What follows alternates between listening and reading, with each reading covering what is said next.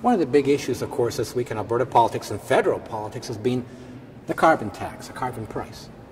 And we've got the Wildrose leader, Brian Jean, here in Alberta saying that he is against the Alberta version of the carbon tax and he's against the federal version of carbon pricing.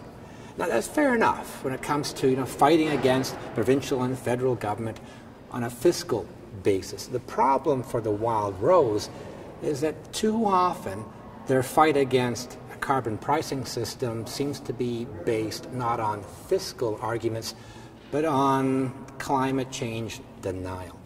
And I say that because once again this week we had a Wildrose MLA, Don McIntyre this time, saying that yes, he's not a climate change denier. He says that climate change has been a reality ever since this world was first spit out into orbit. In other words, climate change has been happening for eons.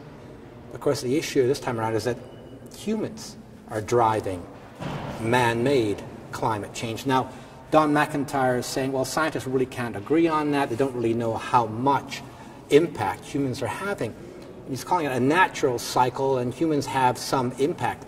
The thing is, the vast majority of climate scientists, over 90%, are saying the probability is over 90% that humans are driving climate change, that in fact in the last 50 years or so, we're the ones responsible. It's a real problem and humans are responsible. And that's a reality, and that's what governments are trying to respond to. So the Wildrose can fight against a carbon tax on fiscal grounds perhaps, but they've got to be really careful. If they start fighting it on the grounds that they don't believe in climate change, that's a non-starter.